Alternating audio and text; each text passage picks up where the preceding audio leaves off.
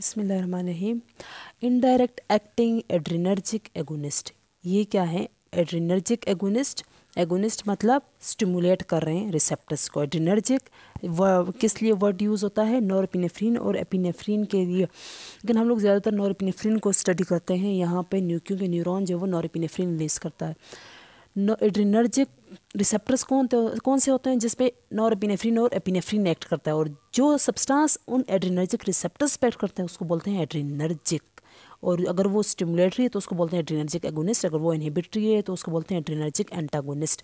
और ये क्या है? इनडायरेक्ट, मतलब कि ये खुद जाकर रिसेप्टर्स पे एक्ट नहीं करते। एड्रिनर्जिक एगोनिस्ट हैं, नॉरएपिनेफ्रिन का काम कर रहे हैं लेकिन ख़ुद जाके डायरेक्ट रिसेप्टर्स पे एक्ट नहीं कर रहे। कैसे ये काम कर रहे हैं? ये क्या करते हैं, नॉरएपिनेफ्रिन को किसी न किसी तरह से ज़्यादा करवाते हैं। तो ये नॉरएपिनेफ्रिन क्या हो जाएगा, ज़्यादा होगा और अपने रिसेप्टर्स पे एक्ट करेगा। ये नॉरएपिनेफ्रिन का लेवल बढ़ाते हैं, ये खुद जाकर रिसेप्टर्स पे एक्ट नहीं करते। इसके हमारे पास 3 टाइप्स हैं। एक ये है मोनोअमाइन ऑक्सीडेज इनहिबिटर्स, दूसरा ये है कि वो रिलीजर्स हैं, तीसरे जो है वो रीअपटेक इनहिबिटर्स हैं। हम सबसे पहले ये देखेंगे इसकी ये जो मोनोमाइन ऑक्सीडेज है ये क्या है, और ये जो रीअपटेक इनहिबिटर्स हैं ये क्या है, ये इसके बारे में थोड़ी इसकी फिजियोलॉजी देखते हैं। नॉरएपिनेफ्रिन के बारे में, नॉरएपिनेफ्रिन जो है, जब ये न्यूरॉन है, क्या हुआ कि टायरोसिन से डोपा बना, डोपा से डोपामीन बना, डोपामीन एल डोपा से डोपामीन बना, डोपामीन जो है वो यहाँ पे वेजिकल में आया और डोपामीन से नॉरएपिनेफ्रिन बना with the help of enzyme.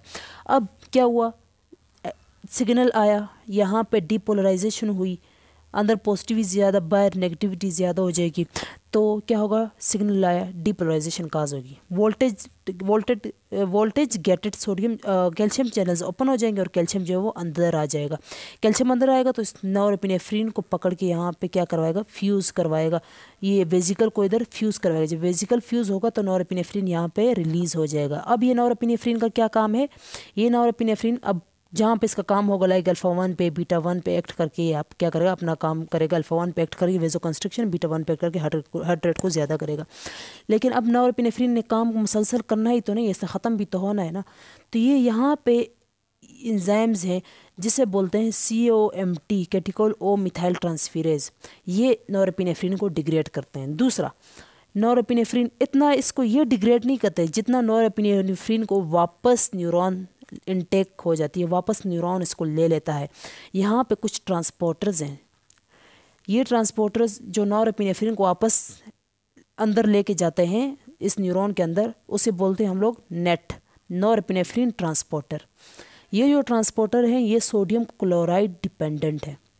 ये नेट क्या है, सोडियम क्लोराइड डिपेंडेंट। ये वापस क्या करते हैं, नॉरएपिनेफ्रिन को रिस्टोर करते हैं और वेजिकल्स में इसको अंदर लेके जाते हैं और उसको फिर वेजिकल्स में पैक करते हैं, और अगला जो सिग्नल आएगा फिर ये क्या होता है, फ्यूज़ होता है, फिर यहाँ पे रिलीज़ होता है, इस तरह।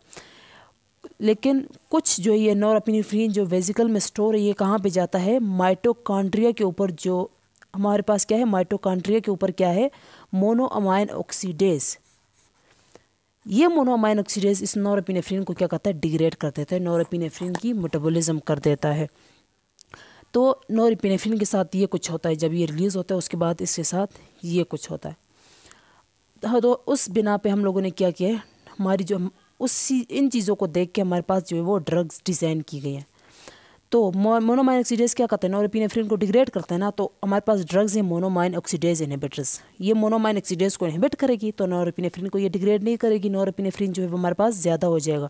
वो ड्रग्स कौन सी हैं, पारगाइलिन और ट्रेनाइलसिप्रोमीन, पारगाइलिन और ट्रेनाइलसिप्रोमीन। दूसरी जो ड्रग्स हैं वो है रिलीजर्स। मैंने क्या कहा, कैल्शियम आता है नॉरएपिनेफ्रिन को रिलीज़ करवाता है। तो ये क्या है, एम्फेटामिन और टायरामीन, ये क्या करती हैं, ये नॉरएपिनेफ्रिन को की रिलीज़ को, वेजिकल्स की रिलीज़ को ज़्यादा करती है। ये एम्फेटामिन और टायरामीन वेजिकल्स के रिलीज़ को ज़्यादा, नॉरएपिनेफ्रिन जब ज़्यादा होगा तो क्या होगा, हमें पता है नॉरएपिनेफ्रिन जब ज़्यादा होता है ये बीटा 1 रिसेप्टर्स पे भी एक्ट करता है, तो हार्ट रेट को ज़्यादा करेगा, कार्डियक आउटपुट को ज़्यादा करेगा। तो दूसरा हमें पता है कि नॉरएपिनेफ्रिन अल्फा 1 पे भी एक्ट करता है। अल्फा 1 पे एक्ट करके ये क्या करता है, वेजोकंस्ट्रिक्शन काज करता है। वेजोकंस्ट्रिक्शन जब होती है तो क्या होता है, हमें पता है कि ब्लड प्रेशर जो है वो ज़्यादा हो जाएगा। ये एम्फेटामीन का रोल है।